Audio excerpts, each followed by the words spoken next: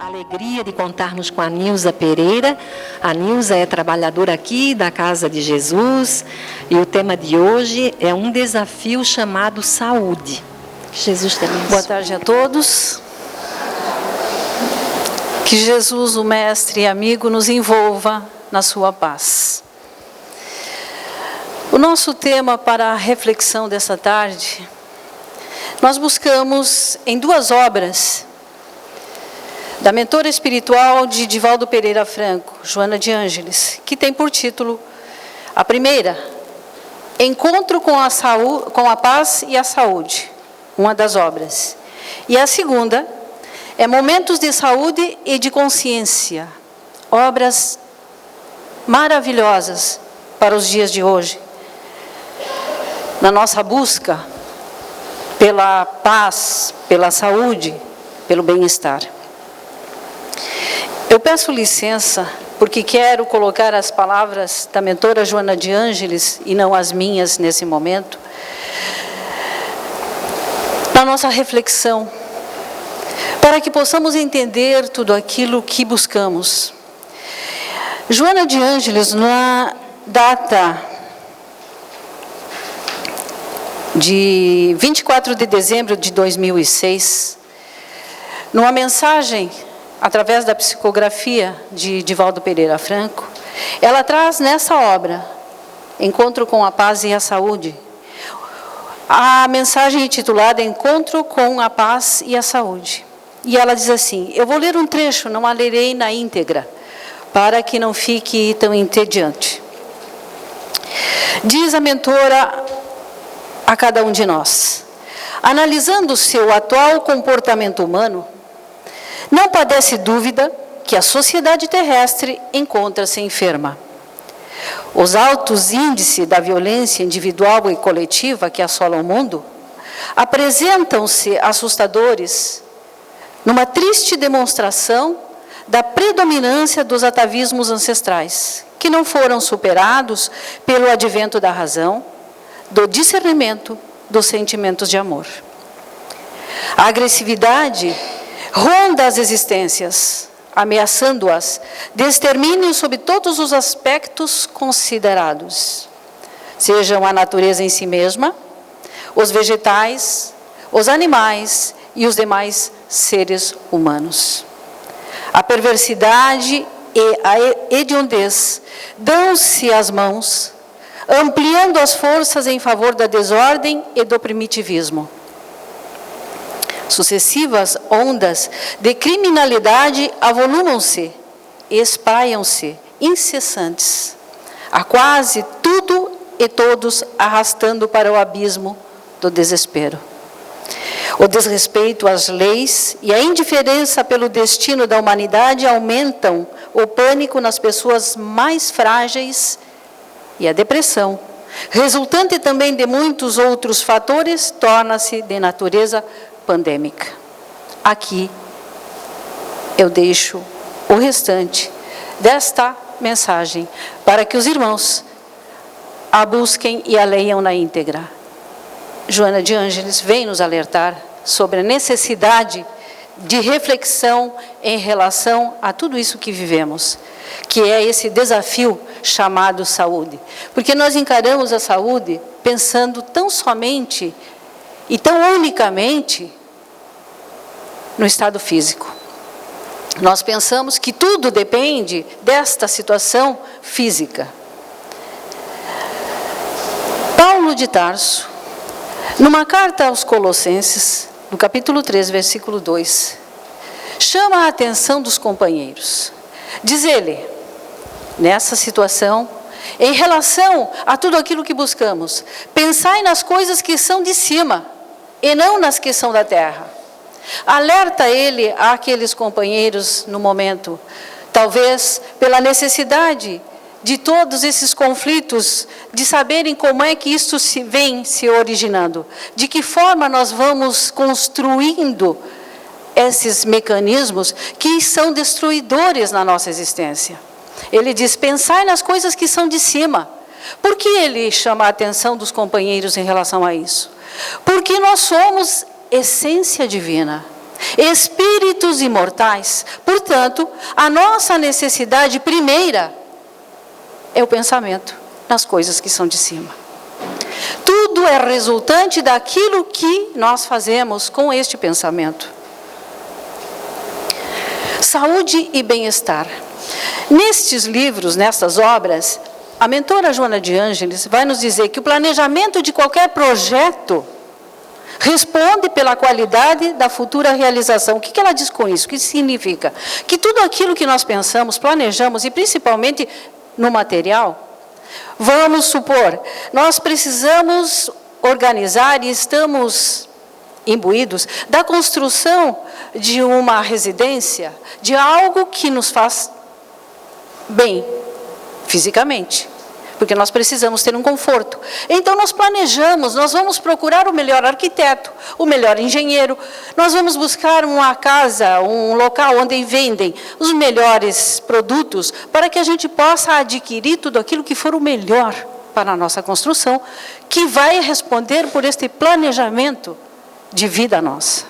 Nós queremos residir em algo que nos dê conforto e que também tenhamos uma qualidade de vida, para assim nos encontrarmos nesse ambiente.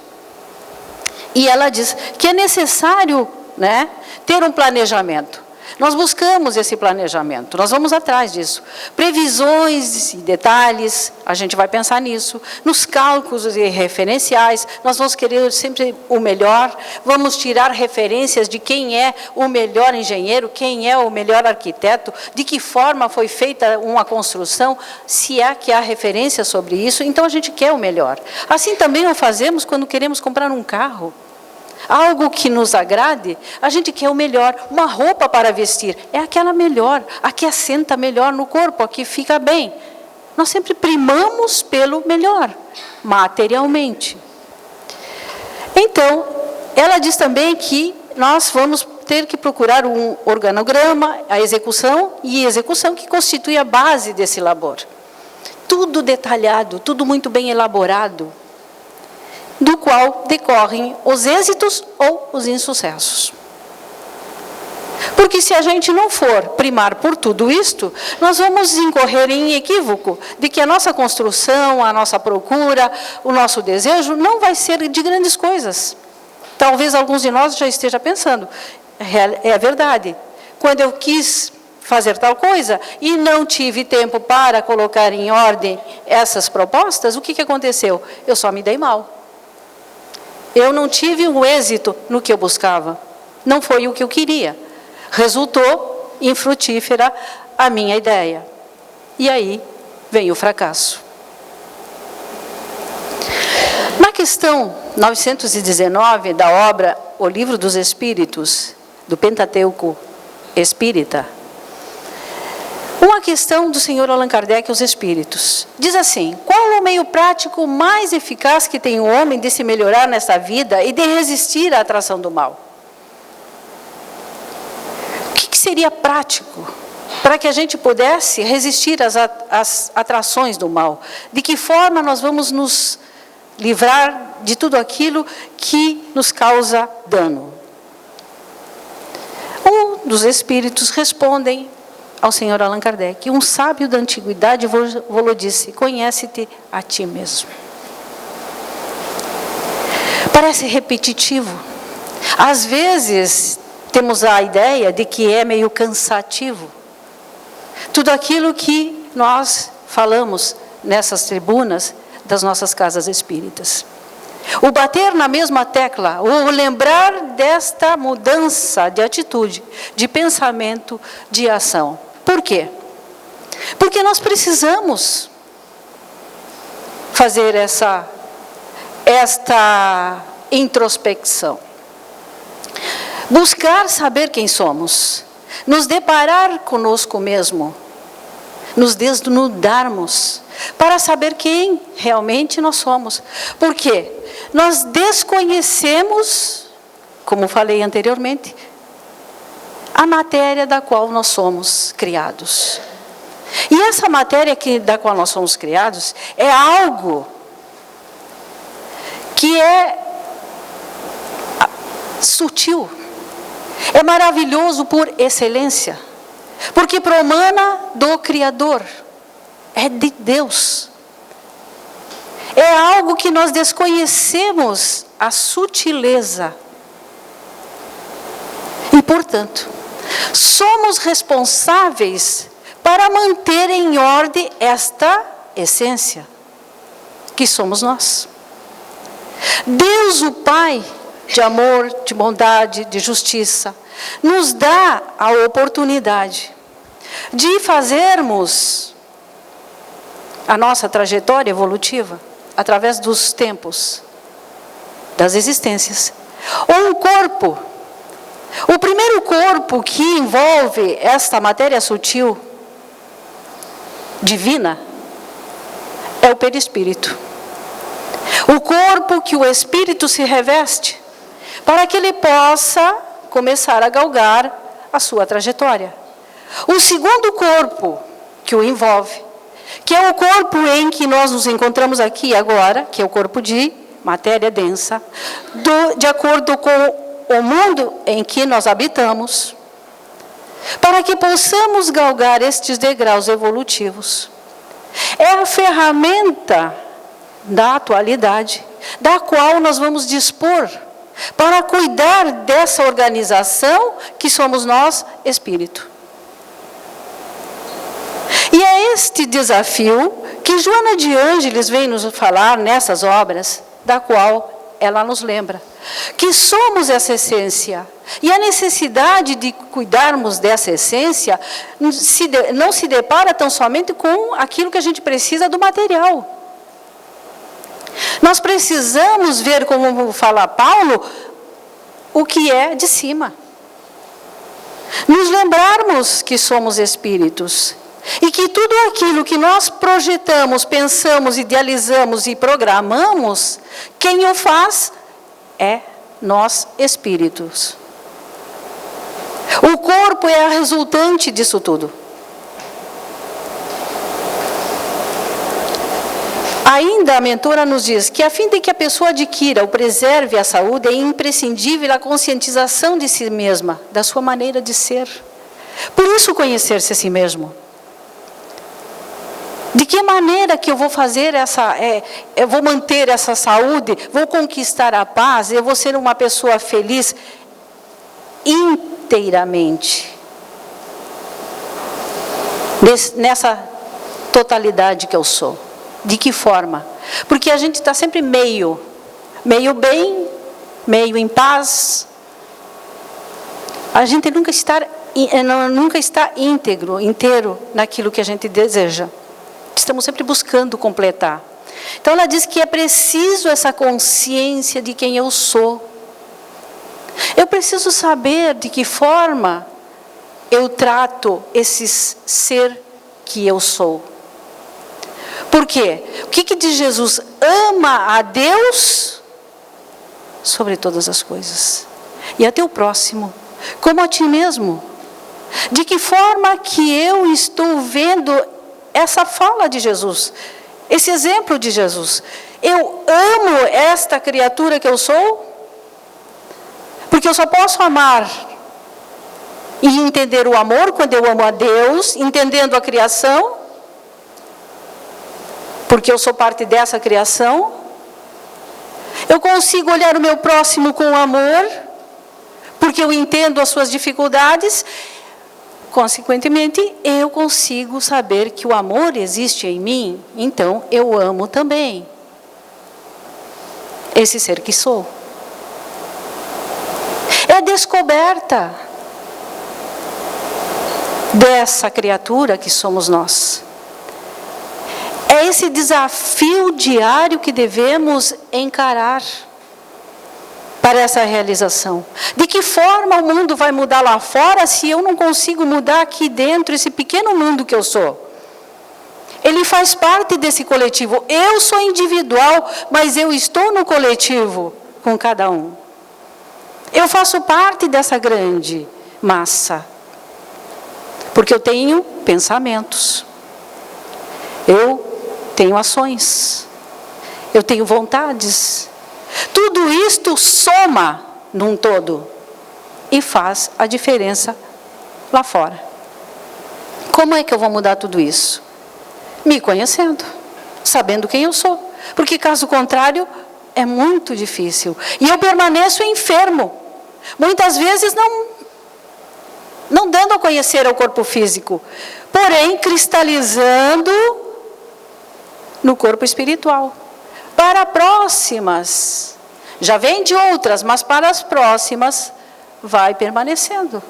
Ao invés de sanar, eu estou alimentando algo para próximas encarnações. Normalmente, por hábito, nos diz a mentora espiritual, vicioso, preferimos, e aceitamos os estados negativos e alterados de comportamento, com os quais a nossa consciência anseia, abrindo espaço para as doenças. Por quê? Porque nós não somos as pessoas que pensamos no de cima. Somos seres que estamos vivenciando o aqui e agora. As coisas da matéria, o meu dia a dia. Mas eu tenho que pensar tudo isso, Nilza? Sim, devemos. Porém, com a devida atenção, com a necessidade que o assunto requer. Eu não posso extrapolar aquilo que não vai me dizer respeito depois. Ele faz parte desse script. Porém, tudo aquilo que eu fizer de equivocado e fora daquilo que diz que é lei de Deus, lei da natureza, eu estou entrando em equívoco.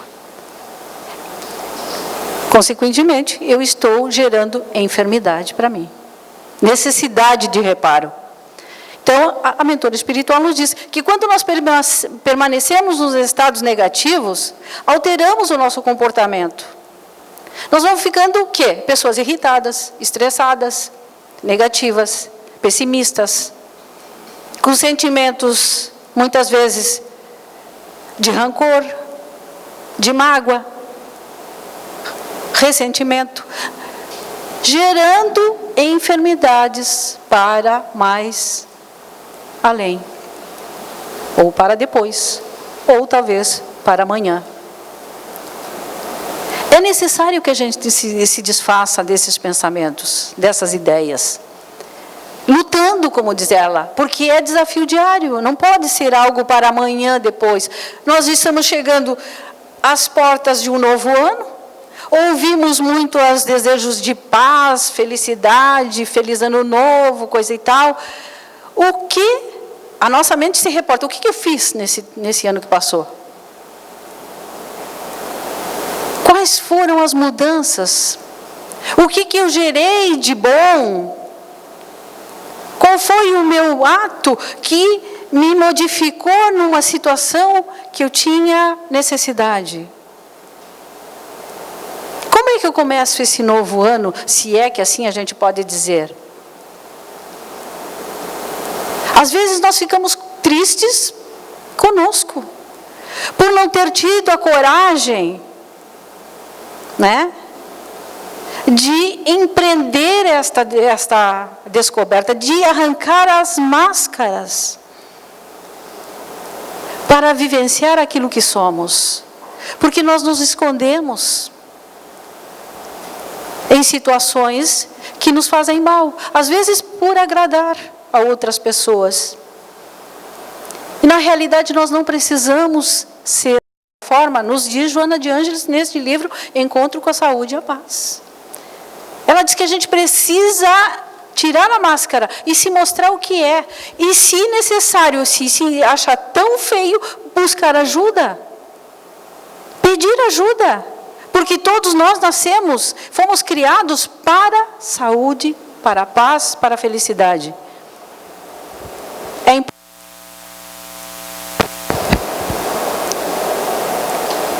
A criatura humana torna-se o que pensa, nos diz ela, o que sustenta mentalmente e desenvolve até a fixação.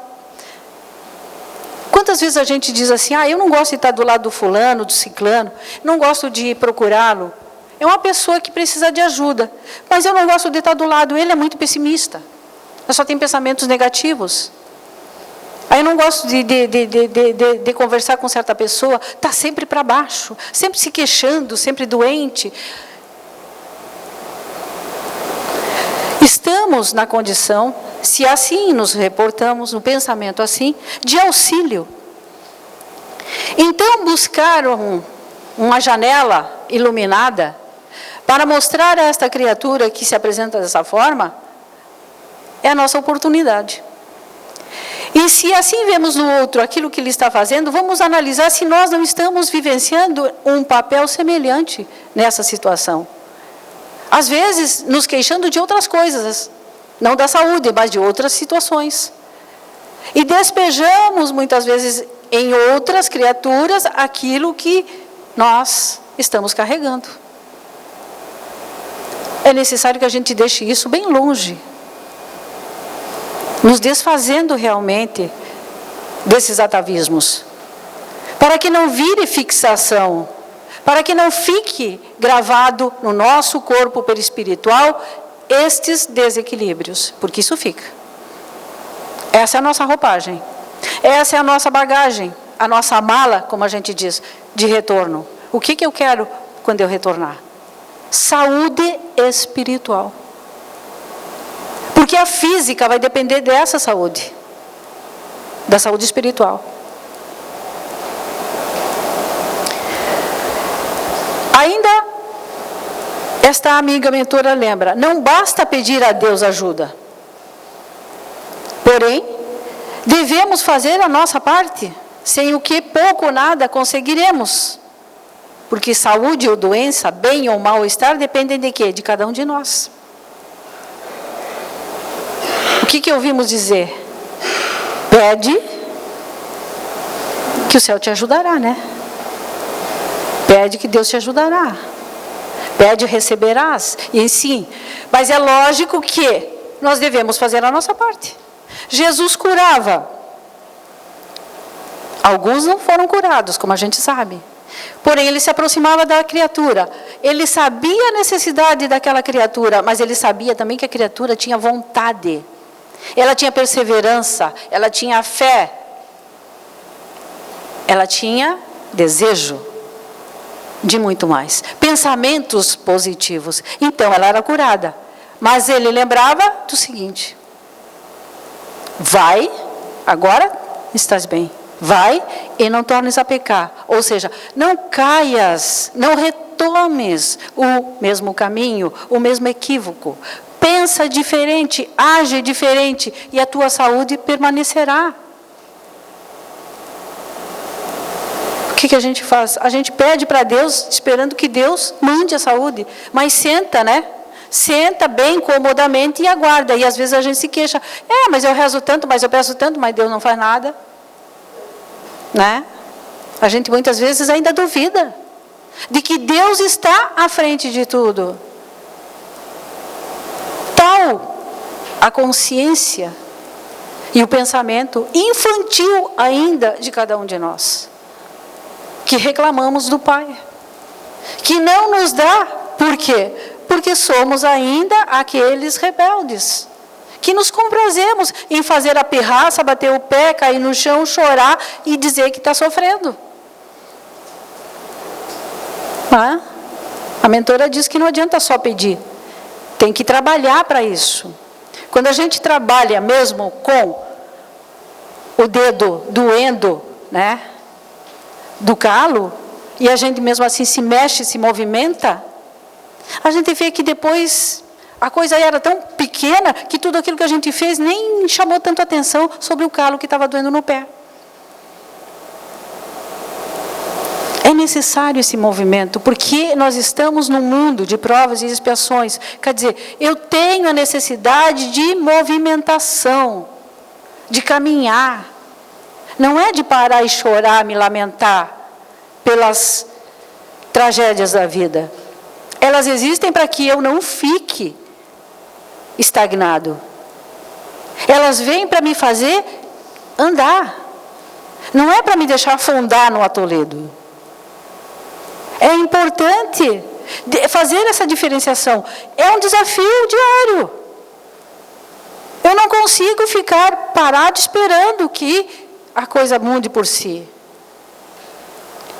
Porque é interessante quando a gente vê alguém que está na cama, no leito de um hospital, e na visita a essas pessoas, são poucos aqueles que a gente vê dizer assim, eu não sei se eu vou sair daqui. A grande maioria diz assim, ai meu Deus, não vejo a hora de sair daqui.